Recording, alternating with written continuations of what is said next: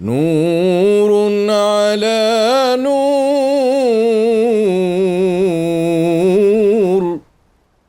So, Bismillah ar-Rahman ar-Rahim. Assalamu alaikum wa rahmatullahi wa barakatuh. And a very warm welcome to everyone joining us for this online event hosted by Shajarat al-Nur. My name is Ahmed Yamani, and I'll be your host and moderator for today's session. Before we begin, I'd like to briefly introduce our organization. Shajarat al-Nur is a platform dedicated to reviving traditional cognitive frameworks inspired by the science of the heart, ihsan. Through talks, workshops, and community programs, we aim to foster a deeper understanding of Islamic heritage and tradition, while offering grounded guidance for navigating contemporary challenges. Today, we're honored to be joined by artist and craftsman Abdelkarim Mats Cederberg for a talk titled Sacred Art at the Crossroads of Scandinavia and the Islamic World. Islamic art is sometimes understood through a narrow geographical lens, associated primarily with particular regions, dynasties, or inherited artistic forms. Yet the principles that animate Islamic art, such as unity, beauty, proportion, and craftsmanship, aren't limited to a single culture or place.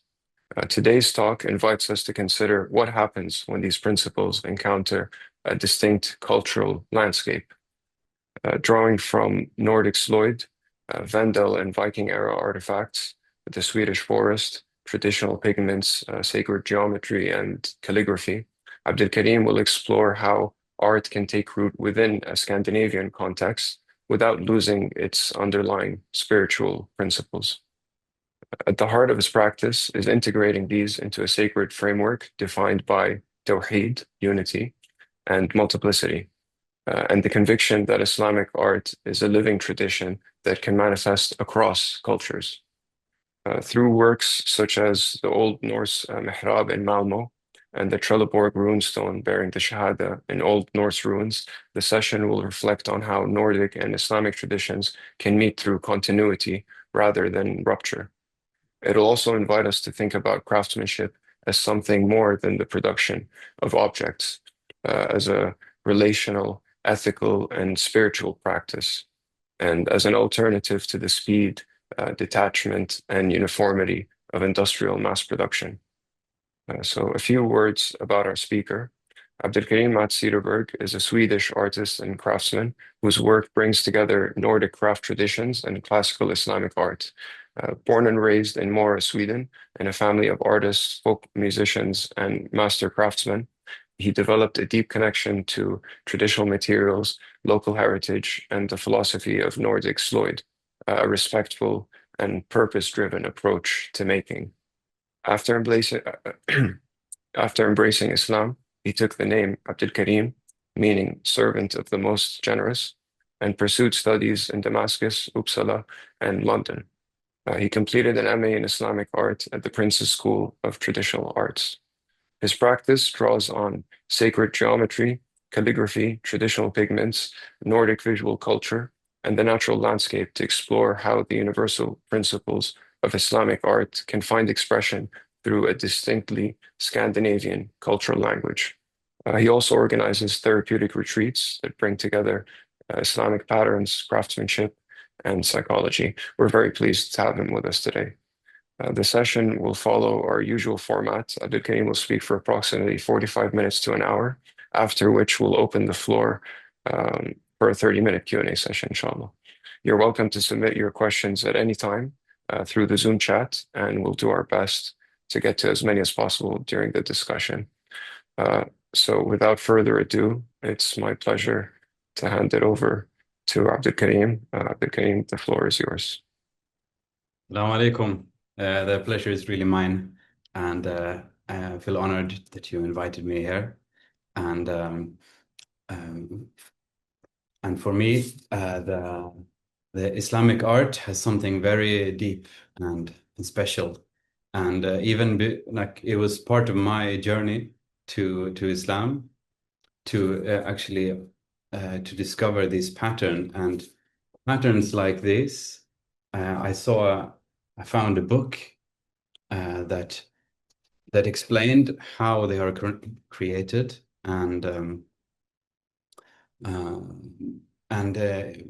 for me, it was just like something from the wave, something from the unseen, something that expressed higher meanings, and like it awoke something in me.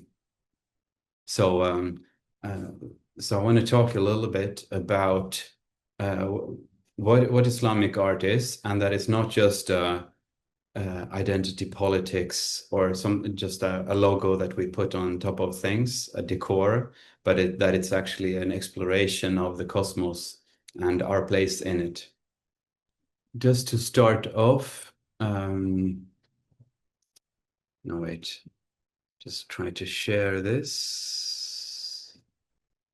If we look around us in nature, we will see that there's a multiplicity of things, and every flower is unique, every person is unique, and every plant, every grain of sand. But if we look at, for example, a flower, it expresses geometry. You see that there is a geometry that governs how it's growing. So geometry is number in space, and music is number in time. So it's like Goethe, he said that he said architecture is frozen music, and music is liquid architecture. So if we see these things in, how do I go to the next? Okay. So we have multiplicity, but we also have unity. Everything is pointing back to the unity. And if we work with a compass, we have to start with one point. And if we move the compass around, we get a circle. And then if we move the compass point to the periphery and draw another circle, we get duality. And then multiplicity. And if we continue like this, there is this pattern called the 6 days of creation, or the flower of life. And this is something very intuitive and something that we can find in folk art all over the globe, and in the Arabian Peninsula, or in a cottage in Scandinavia, or in Japan. We find the same, because I mean, nobody can claim it, really. It's something universal. And then we can it's about connecting the dots and see what is manifested. We do so. And we can find 6-fold patterns, 4-fold patterns, and 5-fold patterns all around us. The 5-fold patterns are also very common. You see this little pentagons, and it can be expressed in painting or in carving, with the use of pigments or a different medium. And then we also, if we look at if we look around us, we see it on the horizon. And if we look inside it, we see the same proportions within the body as well. So Allah also says in the Quran that we will show them our signs on the horizon and within themselves. سنريهم آياتنا في الآفاق وفي أنفسهم حتى يتبين أنه الحق. So to the right here, we see the cross-section of the DNA spiral. And we see that it has this pentagonal geometry of it, or the 10-pointed star. And to the right, we see this the same proportions on a dual level geometry of cut tile from Iran. Doesn't look okay. And another family of patterns is the fourfold patterns. So if we start with a square as our basic form, our basic shape, and a square is normally representing earth or manifestation. And if we put two of them together, overlapping, we get a star, an 8-pointed star. So you can look at it as if the square is expanding. And then the opposite would be that it's contracting if we have a cross. And if we put them together, we get a pattern that is called the breath of the compassionate. So this expansion and contraction is like a breath. It's like we need both of it, and our breath is, it's something that's so basic. We need it all the time, and we take it for granted. Or, for example, the expansion and contraction of a hand. If we're locked in just in one state, then one would be a cripple. But we need both of it to function. And likewise, the life is also about expansion and contraction. Allah is Al-Qabid and Al-Basit, the expander and contractor. And this pattern as well is a bit of a play with this expansion and contraction. It's a reproduction from El Hamra Palace in Granada.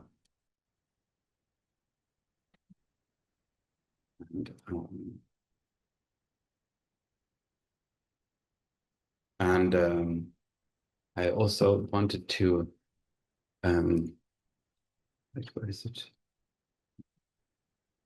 Wanted to show you that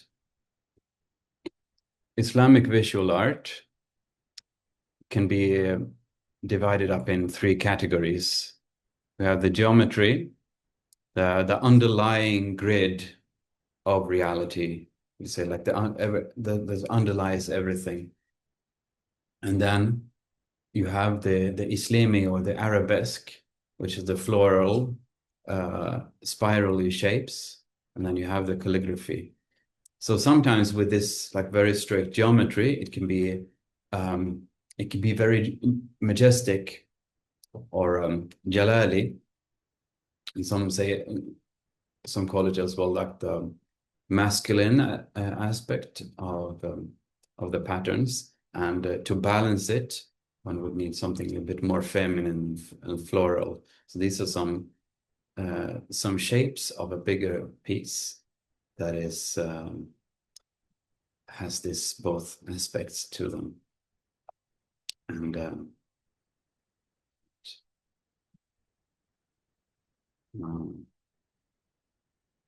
And I wanted to touch a little bit about or touch upon that Islamic art is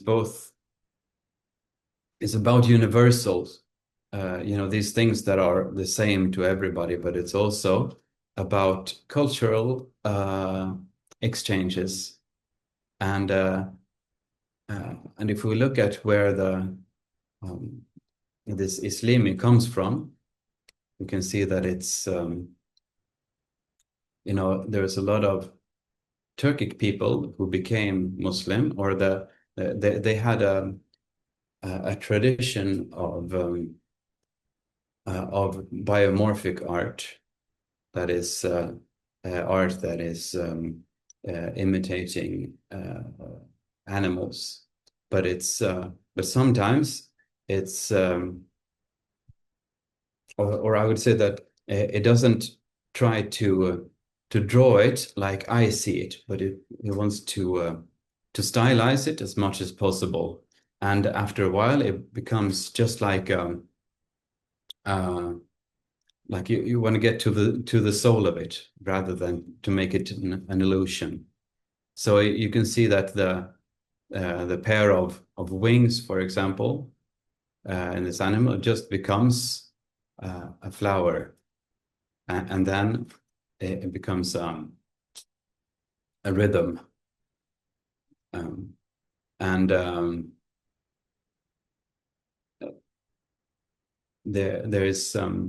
there's a professor called Said Hussein Nasser who gives this very interesting analysis about the arabesques, that they are a reflection of the rhythm of the Quran in the souls of the Muslim artisans and craftsmen.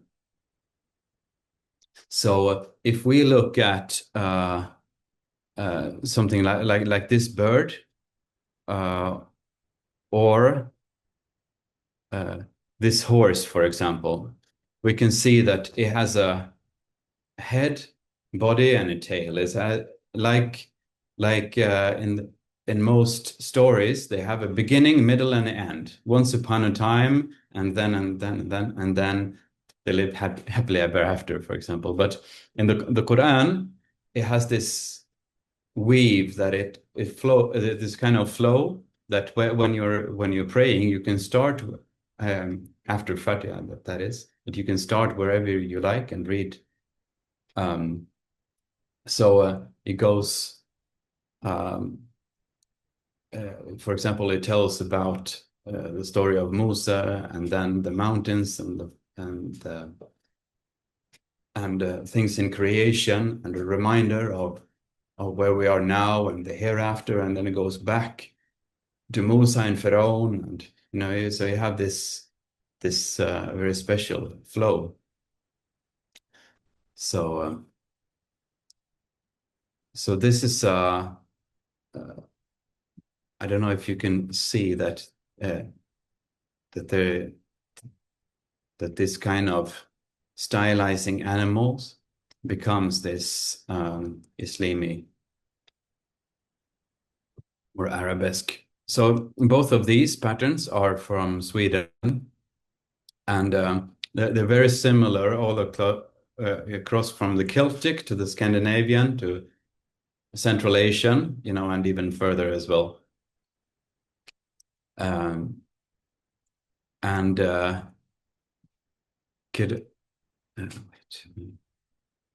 so you see that instead of that is something that is depicting an animal shape, it's just more about the rhythm and the flow. And this is the kind of ornamentation that we also we see in the masahif.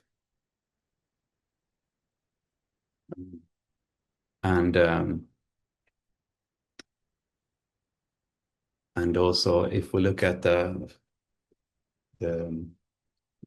carved plaster or stucco in the Alhambra Palace, we see that there's also a balance between the calligraphy and the floral shapes, and they're balanced, and they go well together. So all of these patterns and shapes, they have this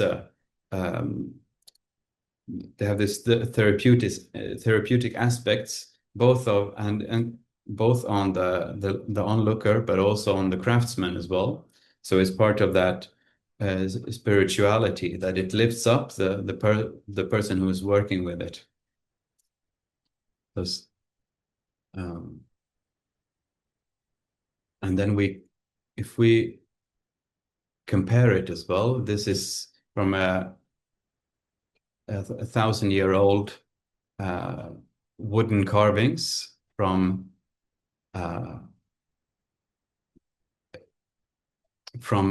they're called stave churches in Norway. They were probably similar in Sweden as well, but they after 1,000 years, there's a lot of things that can happen to them. But some of them still survive. And we can see that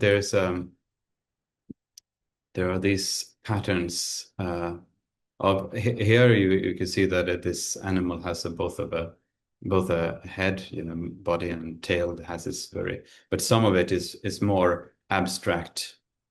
And to me, it was funny to see that even older than this, older biomorphic patterns in Sweden was more stylized and more geometrical.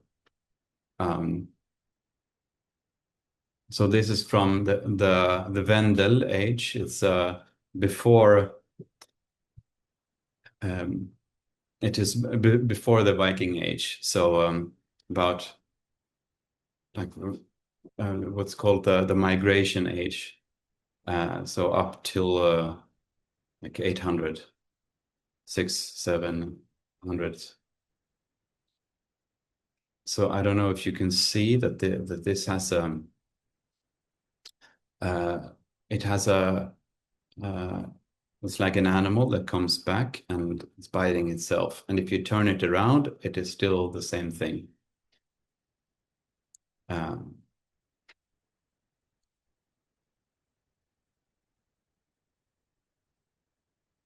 And this is from that,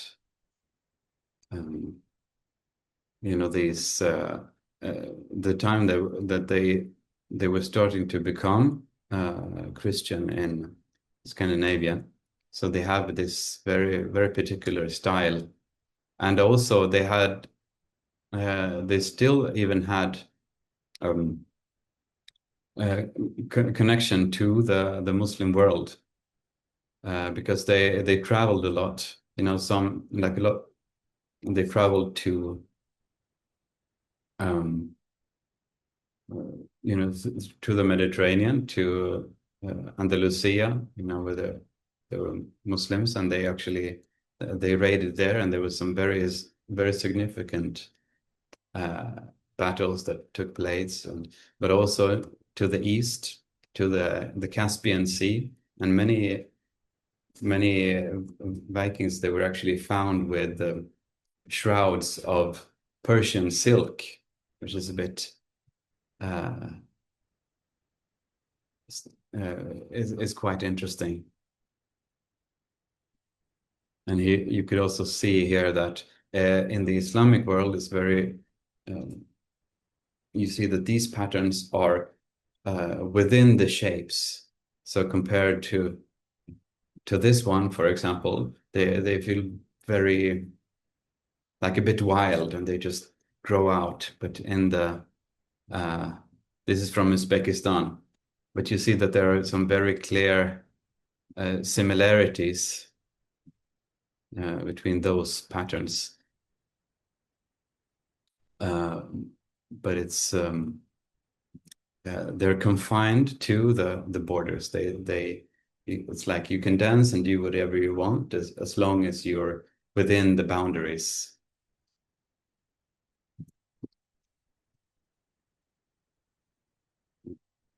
And then another very interesting point of connection is the treasures that they found in Sweden, for example, in Gotland, where they found thousands of dirham, that were buried there hundreds or even 1,000 years ago, and a lot of them have these the shahada, La ilaha illallah Muhammad Rasulullah, written on them with the Kufic script. So you can say that the Kufic script has been established in Scandinavia for 1,000 years. So this shouldn't, of course, be the... And there was even a ring. There was a Muslim, no, sorry. There was a Viking woman who was wearing a ring with a glass pearl when she was buried. And it has the Ismail Jalala on it. Allah or Billah or Lillah. So there was some very clear connections, cultural connections. So I wanted to make a mihrab for a mosque that is not just a copy paste thing, like that something that people think is a Muslim, but rather that it's something that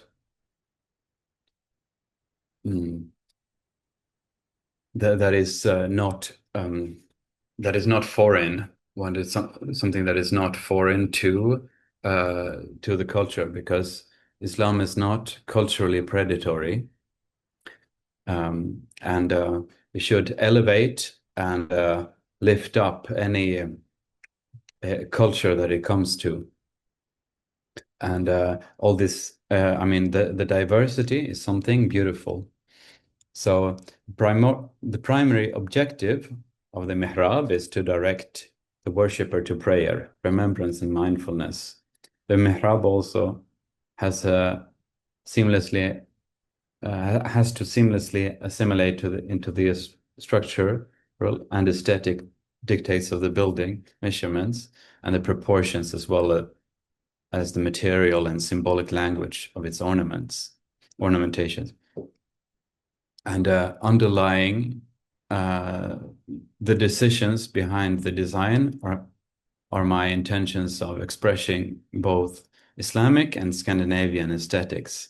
I wanted to tap into both the Old Norse tradition and later soberer church portals of the area, as well as the Muslim aesthetics, so that it resonates with many different people and that it's not foreign nor alien to its context.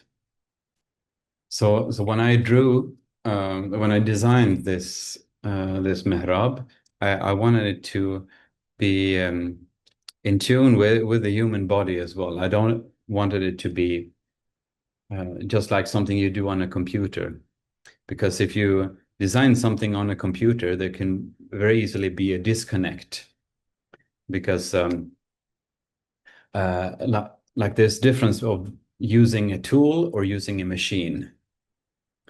So if the computer can be like a machine that it thinks for you, it doesn't. So you lose this kind of connection that you have if you carve something or you draw it with your hand. There's a connection between the mind, the heart, and the hand. So so that's why I drew it full scale, and then even I made the compasses to do so, the big compasses in wood. And then I made this pattern that is both Scandinavian, both in or the kind of Viking inspired, both in the scale, but also in the kind of flow. But still, it's like you have very similar. You have very similar patterns in, for example, Mamluk art or so, but they tend to be a lot smaller with the same kind of patterns. And then I transferred this the drawing until onto the planks, and carved it all out by hand. So I think it's different if you do something, the craftsman that you're working with the hands, rather than just send something to a machine, and that it can often lose an aspect in that it loses this this presence, because all of this can be a type of dhikr that is that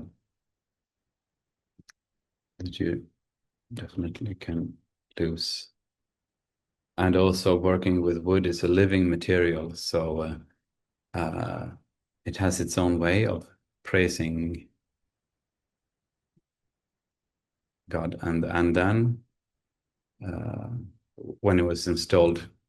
And also it was quite funny because the first place they were in, that I was making for was very constricted in terms of height.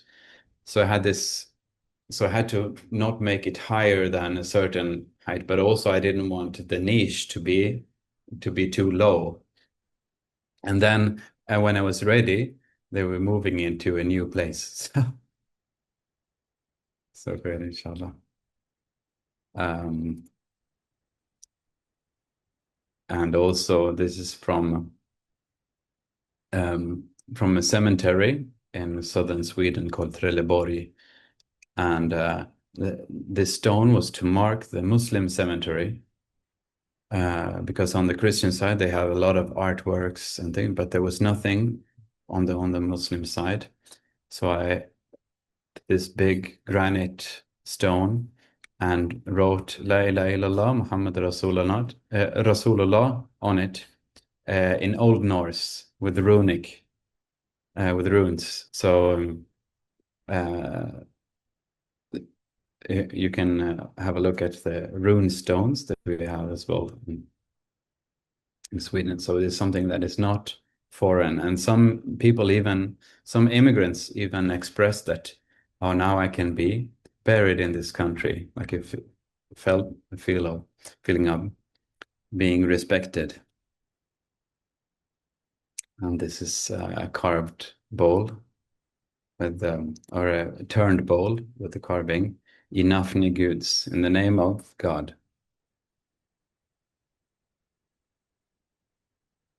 And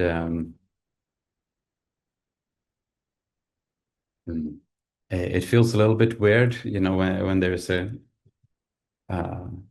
when I'm telling that when there's no response back, as if we're in a classroom, but I'm not seeing anyone. This is the Asmal Jalala, Allah, Allah, Allah, Allah, with chip carving in lime wood.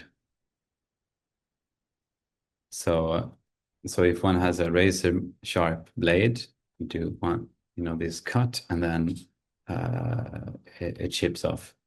So that's why it's called chip carving. And if we look at a lot of design in the Muslim world, even in the center of the Muslim world in Mecca right now, you see that people take these things and maybe they download a file of a pattern, and then they don't sometimes they miss the point of that it's expressing some special proportions.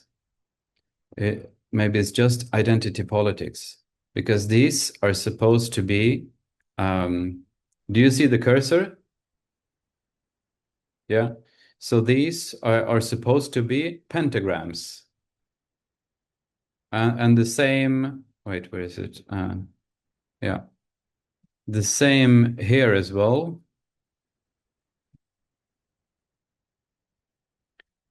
So these are supposed to be pentagrams. It's all about the proportions, but the proportions are off.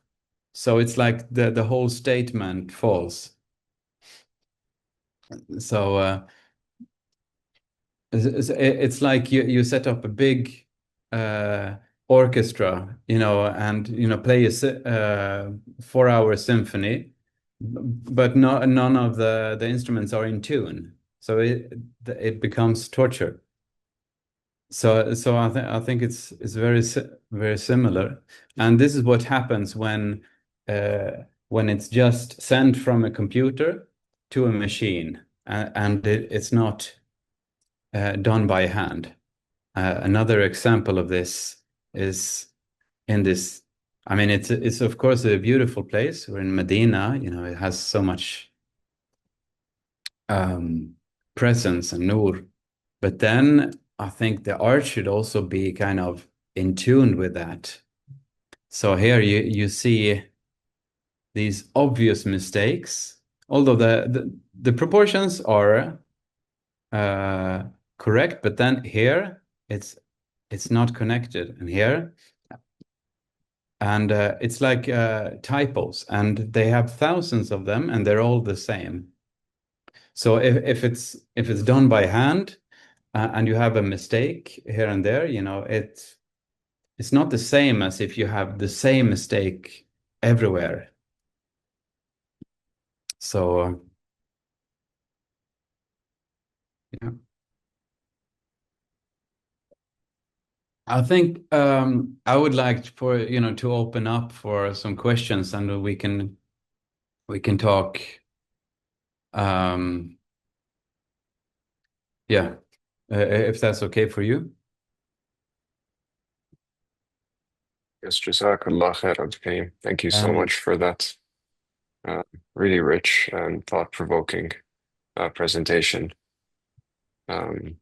Give us quite a bit to reflect on. Um,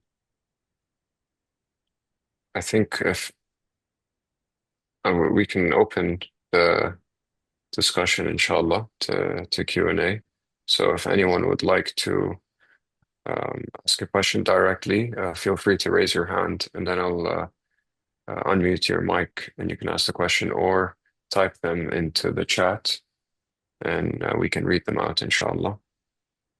I could start us off, inshallah, with a question.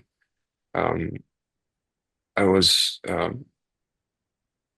wondering, these the images you showed of those the coins and the headstone with the shahada on it. Uh, just in from a broad perspective, do you see your work as like connecting or recovering a continuity that was already existed between the Nordic and Islamic worlds, or is what you're creating now something entirely new?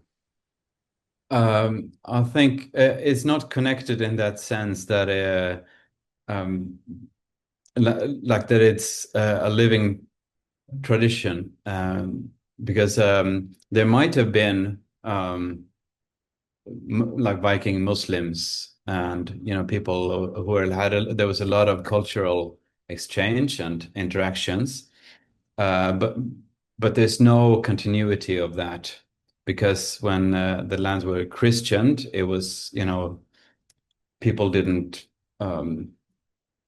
travel any longer, and it became a very different society, and nothing of that has kind of lived on.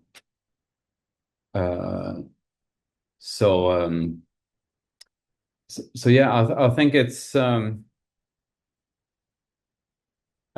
I think it's a personal expression for me, and there are also I mean unexpected historical connections.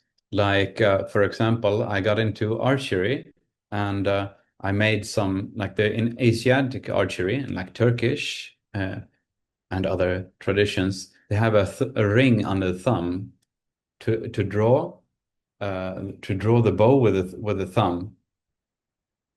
Um, and so I made a ring like that out of reindeer antler.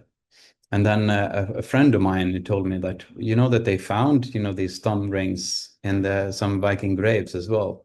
So they were using this kind of Turkic bows as well. So there is I think like there was a lot of connection between peoples in the ancient world that we might not be aware of. Okay, Jazakallah khair. Thanks for clarifying that. Just if I can sort of follow up on that and reframe it, I understand you're explaining that it's something that's disconnected and wasn't picked up for such a long period. So then would you say that again, like, is it new, or are you like recovering something that was buried, already there, or is this something that's on its own path at this moment? Just to yeah. Um, I think in a sense that Islam is something universal, and this art is also something universal. Like it expresses multiplicity and unity.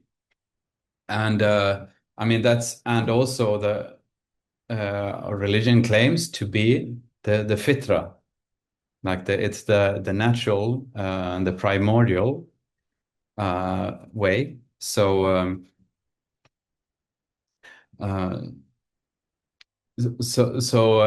likewise, it can be it can be very, very, very diverse. And if you look at architecture, for example, from like pagodas in China, sand castles in Mali, or Ottoman mosques, they are all like very Islamic, but they draw from very different traditions.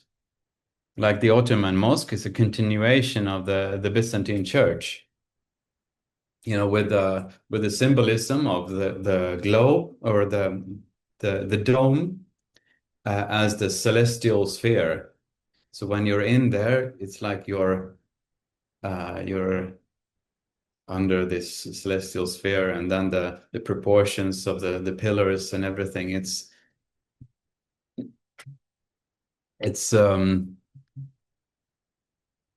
if it works well, it's as if you're in virgin nature, which is interesting. As like there's an interesting parallel as well. Like a lot of Swedes nowadays aren't religious at all, like very irreligious, but a lot of them feel very very connected when they're out in the forest.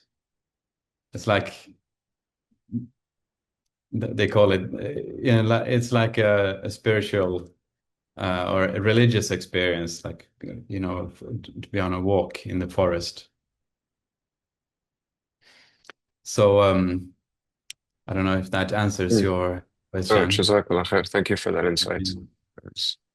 Um, on another note, you mentioned now this sort of connection to nature, and I think this connects with the other part of your work, which is the therapeutic and restorative elements to craftsmanship and engaging with sacred geometry. So I want to draw on a couple of different things of like asking you, could you elaborate more on that beneficial therapeutic aspect to craftsmanship, to sacred geometry and experiencing the art? And then as a counterpoint, you mentioned this sort of the misimplementing the artwork and, you know, not executing correctly on the proportions. And I'm wondering, I mean, you know, clearly with your, you know, trained eye, you can spot these inconsistencies and incongruities, you know, much quicker than, let's say, the average layman.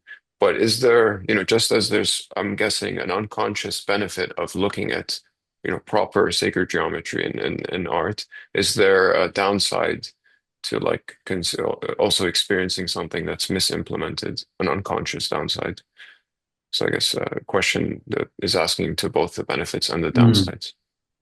Yeah. So you know, to start with geometry as well, that I think it's centering our beings as well, you know, and it's very therapeutic in that we're kind of you know, it makes you aware of your place in the cosmos. If you draw if you draw like a horizontal line, it's like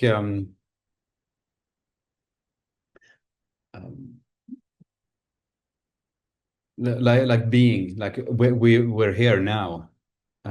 We're mumkin al wujud. We are existing here, but we could as well not exist. But we're here, like on the horizon. And then you know, you have the circle. Everything starts with a circle and ends with a circle. And then, you know, if you to establish the vertical, you know, is as well, it's therapeutic. It's like the positions in the prayer. You start off with the vertical. You start off with the vertical. You say Allahu Akbar. You're the Khalifatullah. This verticality.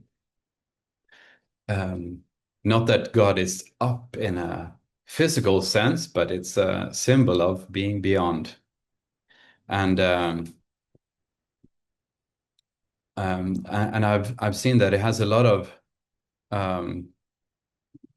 like it has a profound effect on people to interact with this, and also not for it just to be a technical thing, but also like you have your mind with it and you reflect upon it. And I'm not saying that it have to be perfect, like this. We're always gonna make mistake, and even if you think that this looks good, maybe the line itself have some thickness, so it's always gonna be an imperfection, no matter what I do. But if I'm engaged with it, I mean, that's what I mean that it's not about it being perfect, but it's about me being present. And for example, with a prayer, I even if I'm not completely present in my prayer, I'm going to do it. So it's about constancy and consistency, right? And to engage, and we engage our whole bodies, so the body and the mind, the soul. And we want to be people of tawhid. We want to bring everything together and to be in our bodies, so that so there's no dissonance. And I think that's the danger now with AI and computer and everything, that we just let them think for ourselves, and we let them we kind of lose this whole facility of ours, just with the so-called smartphones. I used to know the phone number of all of my friends when I was a kid, but now I don't know any phone numbers almost. So we're outsourcing all of our faculties to the big tech companies, I guess. Thank you for that response. And subhanAllah, yeah, the same thing of outsourcing navigation to GPS now. Used to be able to find my way around. Yeah. But no, thank you. That's a beautiful way to look at that point that you explained. We have another question uh, from Khadija in the chat who says, very interesting what you said about the wood doing dhikr. I'm wondering, does something of the tree's aliveness remain after it's cut and turned into furniture, for example? I also wondered if there's something behind why people feel drawn to reading physical books whose pages come from trees rather than reading digitally. Thank you for that beautiful question. I think everything is alive, in a sense. And there are different, like even things that are considered inanimate. The Prophet ﷺ, he took up some stones, and they could hear them, like even the Sahaba could hear them make tasbih. So of course, when the tree is cut, it loses, of course, this life. It dries out, but there's still some kind of life in it, and it reacts to moisture, and has its character still. Like when you're carving it, you have to understand the fibers and the grains. So it's like an interaction that is not like plastic in a mold. So I would say that there has a very strong personality, like all different woods It definitely has some aliveness, and with books as well. Yeah, I mean it comes from, you know, the fibers. Yeah, I think uh, I think it's very important, just this kind of connectedness, you know, like to feel the paper, and like to like we're not created as uh, like people on virtual kind of social media or something. We're created in a body, right? With a sense of touch and smell and you know, so we shouldn't neglect this part of ourselves. And it's just that with a machine, like a computer, or even more so with the AI, it is very uh, it's very common that it becomes a barrier.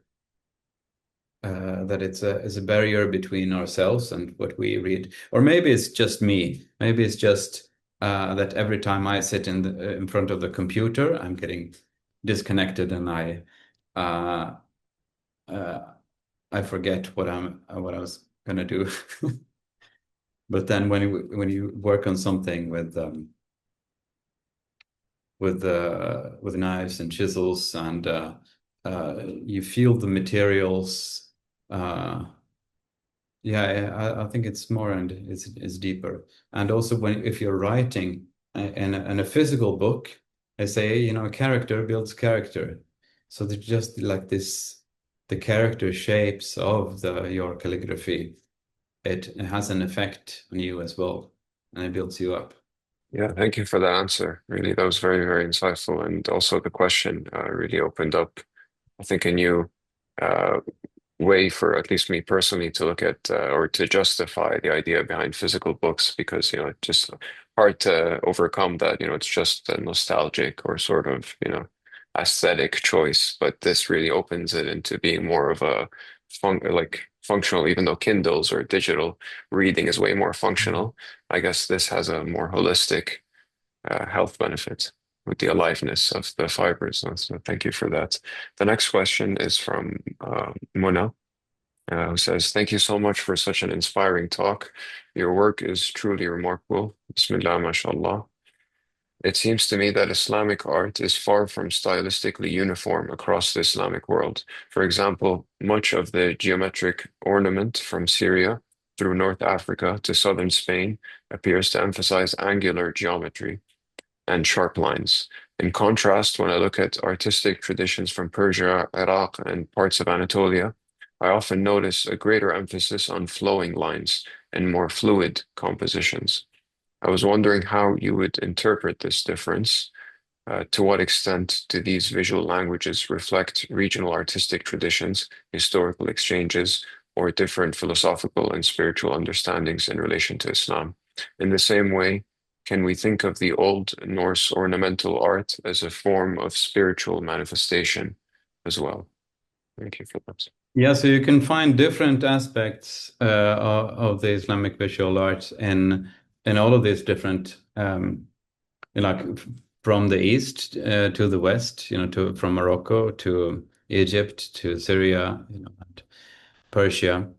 So you have, you know, both the angular art, but also the more flowy and spirally art, and um,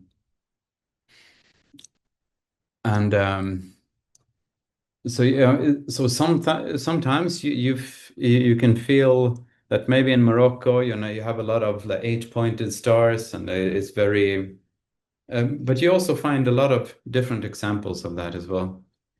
Like it's not just um, either or, and because there's a lot of, um, I mean, from the beginning of Islam, you always had that people would travel, they would make Hajj, and they would exchange ideas, exchange styles of, you know, in art and so on. So I don't know if that answers your question. Also, the Norse ornamental art. Um, I I think so. As if we look at um, Islamic art, and we can see like what it expresses. We can also see like first of all, what does it say to you? So maybe you look at it and you immediately experience something. Like if you're listening to something, um, either if it's music or a Quranic recitation in a certain maqam, it has an effect on you. If it's in maqam Hijaz or in maqam Bayati, it's not the same as maqam Ajam. Like some things moves you, but if it's just theory, then um, like you have to be able to listen as well and to feel. So it's not just a theoretical thing. So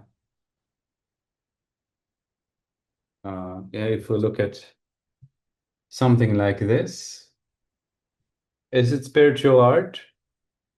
Maybe. Does it say something like the more curvy things? Like I guess you have to work with it and listen for yourself. Bismillah. Thank you for that.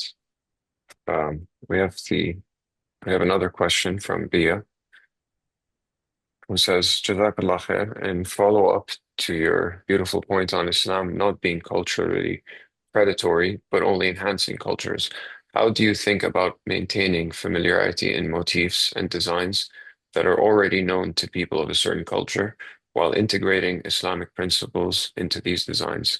How do you balance familiarity and introducing perspectives, principles that may seem newer to a culture? Thank you so much for your insights. One have to do it with um, I have to use your sensibility and like what feels good, play in tune. So some things may seem foreign, or that for example, Ottoman mosque is beautiful. I love Ottoman architecture, but maybe it would be out of place, um, in Sweden, for example, like with um, the Blue Mosque. If it was there, it would be like out of place. Like so, one have to.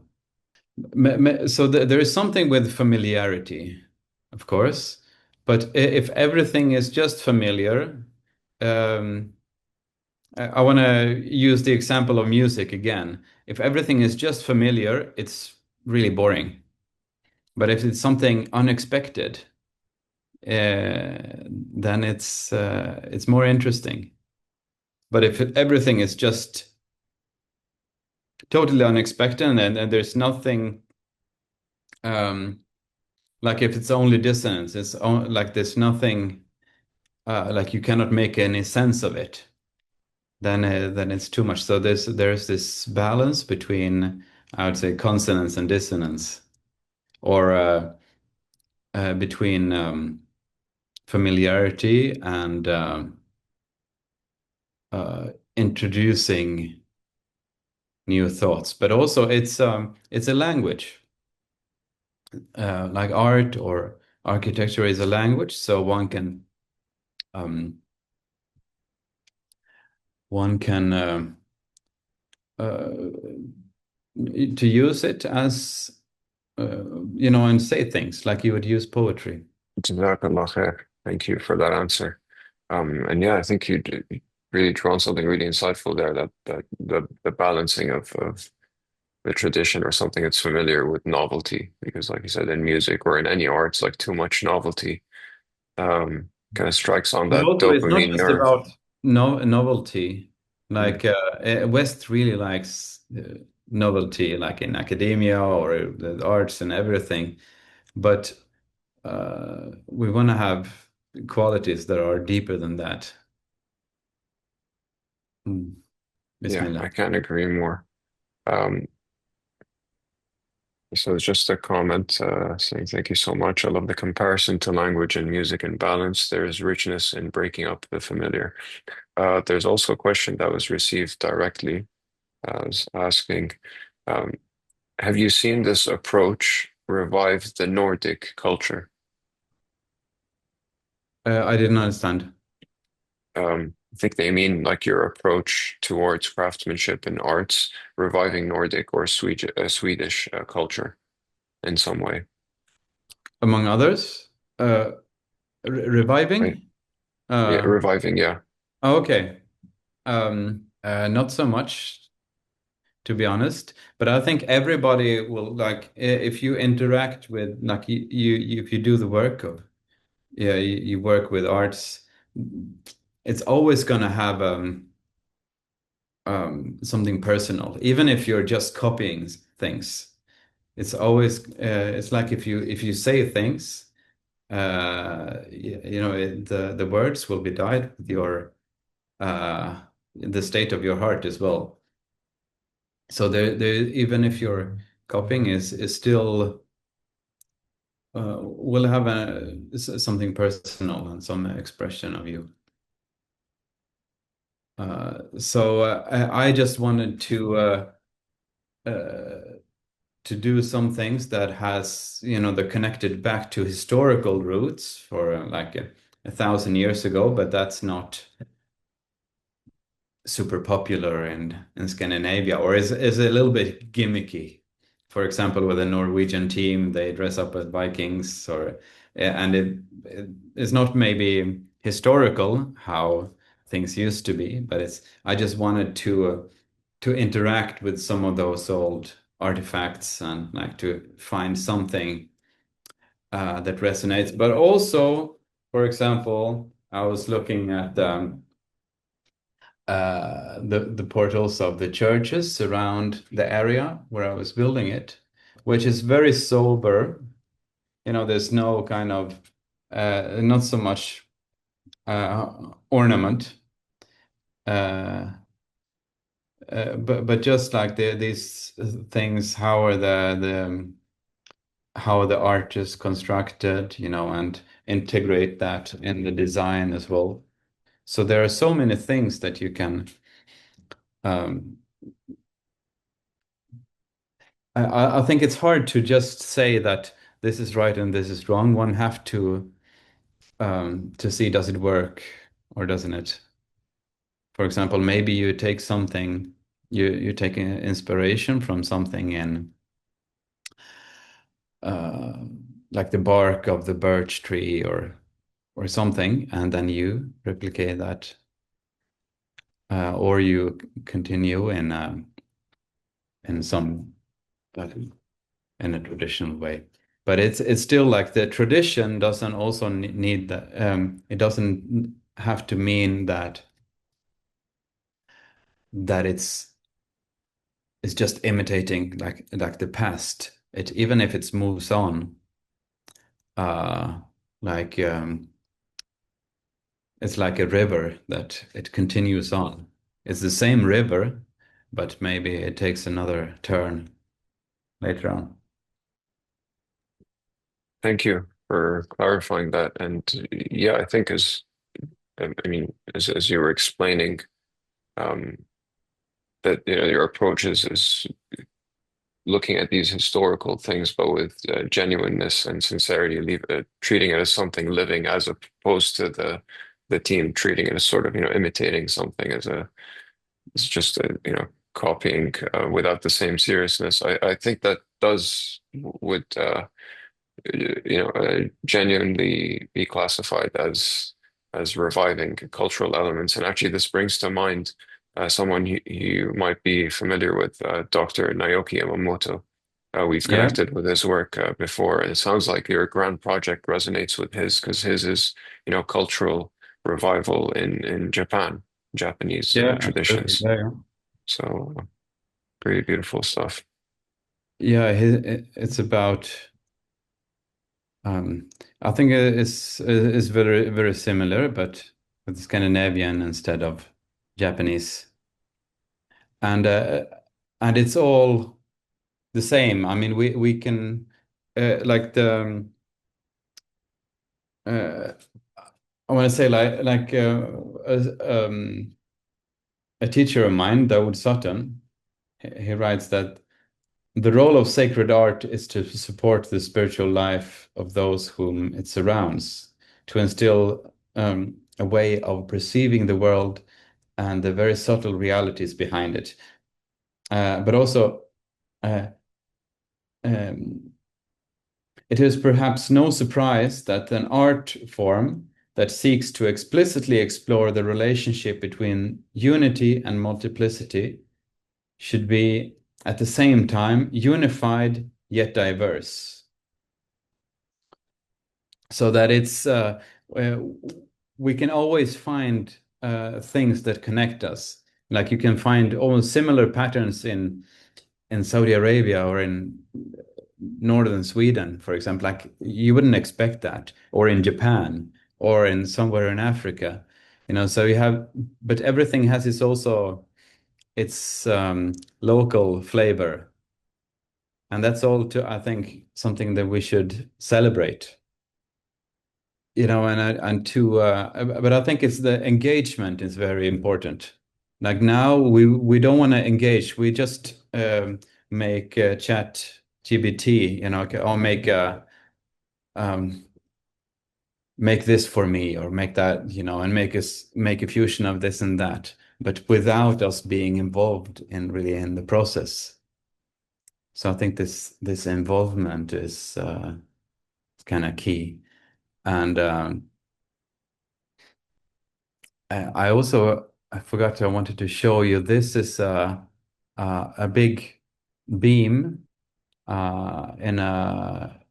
that they have a tradition in the area where I'm from, that they have this beam in the houses, and it has no practical function, but just a symbolical function, that it divides the room into two spheres, that behind it is a more personal space. And you could also see that this shape, it's from the same dragon as like a Viking ages, but this is probably 500 years old, 400 or 500 years old. It's on a museum in Sweden. But then you could also see that the dragon head is almost becoming floral. Like it looks like a tulip. So I'm actually working on a carving with that. And I'm gonna do some Arabic calligraphic carving, and this arabesque as well.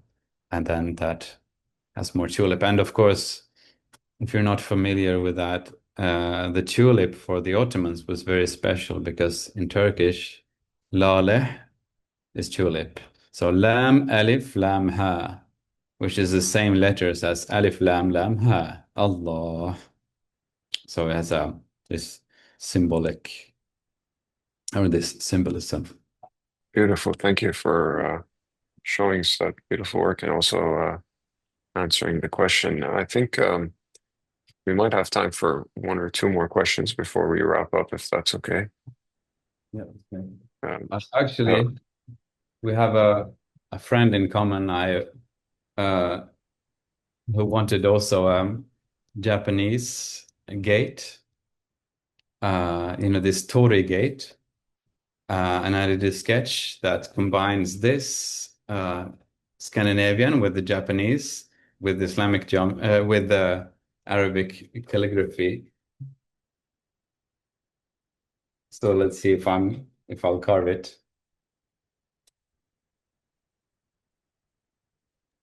Inshallah, looks like a beautiful design. So it will. I mean, sometimes one have to try ideas as well, and sometimes it works and sometimes it doesn't. But I think the whole thing of engage in art is a type of tafakkur. Like you can think in a different way when you're drawing, and that one is more involved, inshallah. Okay, if I can, Khadija is asking to center the screen if possible. Oh, well, this is I think just she a was talking sketch, about yeah. but I was also comparing I mean, this kind of Viking dragon head that then becomes a tulip.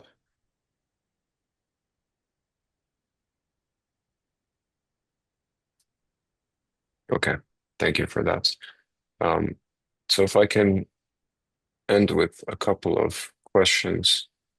Um, you mentioned so shifting away from screens and smart tools, and so for someone who wants to reconnect with craftsmanship but doesn't have any artistic training, where should they begin? Well, there are a lot of different crafts and disciplines, and for so one can pick up something that one has. Um, for example, if you have a calligraphy teacher, you can start practicing calligraphy, or if it's uh, watercolor or something. Sometimes one can even pick up. You can have a dhikr or like a wird, but uh, like we have this wird in our spiritual lives, the daily prayers, and we have maybe a wird of recitation of the Quran, and also for the physical body, we need some workout for it to work properly. But also, I think our creativity needs some regular devotion. It's kind of maybe if I have some time every day or some time every week that I do some painting or sketching or so it can be like either like a set time or joining a course. And also I think it's very important not to limit yourself, not to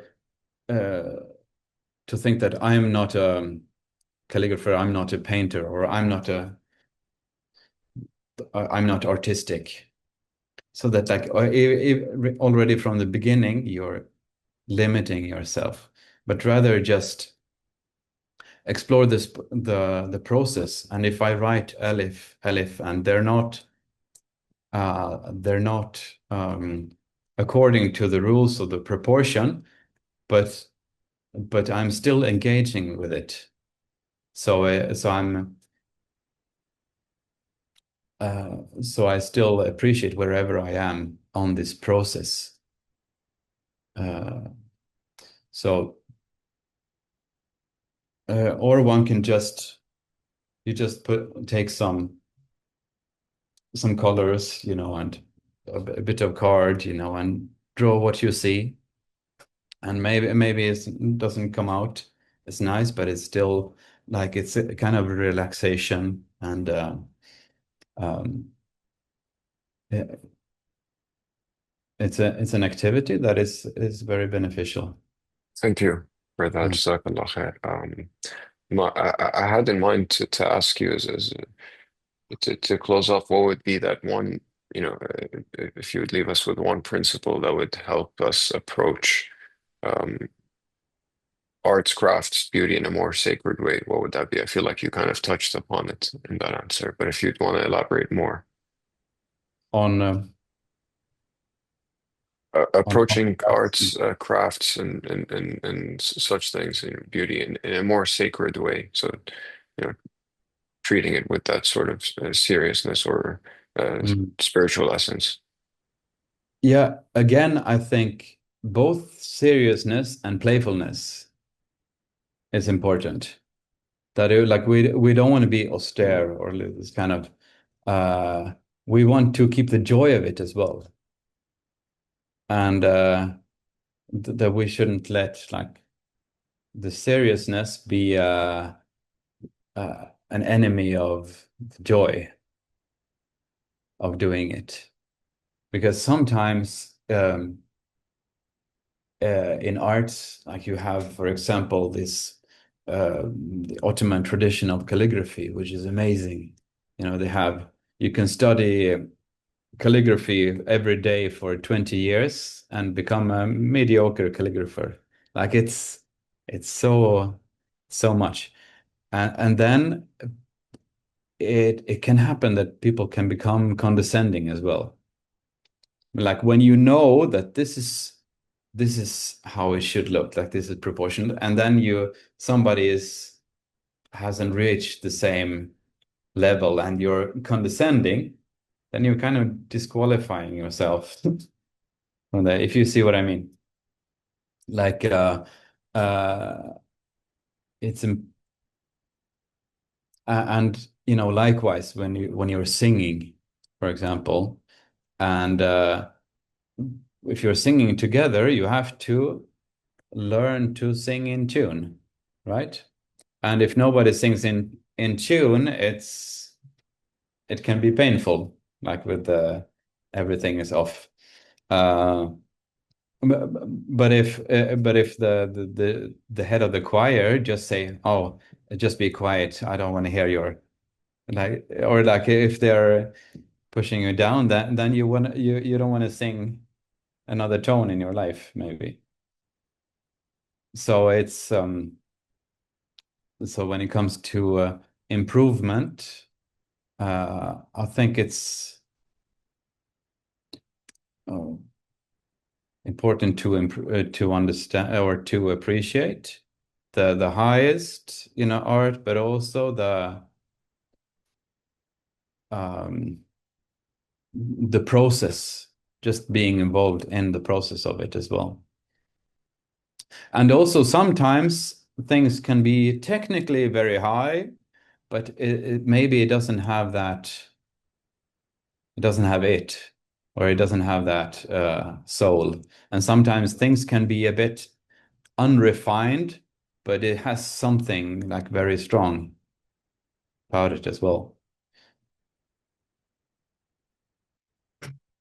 Jazakallah khair. Thank you for that insight. And yeah, truly, I think an artistically framed answer to refocus on the playfulness and the balance of that.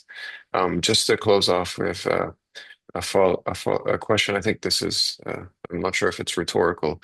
I wonder how this could be incorporated into filmmaking when one cannot avoid screens. Yeah, I have to ask somebody who is artistic Yeah. with video. I'm not. Oh, But I nice. think Allah subhanahu wa ta'ala says that, or if it's a hadith, yeah, no, it's a hadith. كتب الله الإحسان على كل شيء. Allah has prescribed ihsan, to make beautiful and to make good on everything. So we shouldn't. I mean, all of these things, making films or making, if one uses social media and things, if it's done with mindfulness, it can be a tool. Even AI can be a tool uh, that can be used for good as well. But I'm just saying that one should be aware and careful of the dangers of it. Like no technology is neutral. Like it's never neutral in itself. Yeah. Thank you for that answer. So, alhamdulillah. Thank you all for your thoughtful questions and engagement. And a special thank you again to Abdelkarim for sharing his work, his experiences, and perspectives with us. Today's discussion has invited us to look at Islamic art as it's not something confined to a particular geography or period in history, but as a living language of principles, one that can enter into new cultural settings while remaining rooted in tawhid, in beauty, in remembrance, and sacred purpose. Um, and also a very well-needed reminder of the value of craftsmanship in an age of speed and mass production. So creating things that are, authentically rooted in a local culture, while still remaining deeply connected to the wider Islamic tradition. So thank you very much for that. To stay connected with Abdelkarim's work, we've shared the relevant links in the chat, and to stay updated on future Shajarat al-Nur events, please follow us on Instagram, subscribe to our YouTube channel, and you can join our announcement group on WhatsApp. And this session will be made available on YouTube, inshallah, in due course. So thank you once again for joining us. And we hope to see you at another Shajarat al-Nur gathering soon. Wassalamu alaikum wa rahmatullahi wa barakatuh. اللهم صل على سيدنا محمد السابق للخلق نوره ورحمة للعالمين ظهوره عدد من مضى من خلقك ومن بقي ومن سعد منهم ومن شقي صلاة تستغرق العد وتحيط بالحد صلاة لا غاية لها ولا منتهى ولا انقضاء صلاة دائمة بدوامك وعلى آله وصحبه وسلم تسليما مثل ذلك.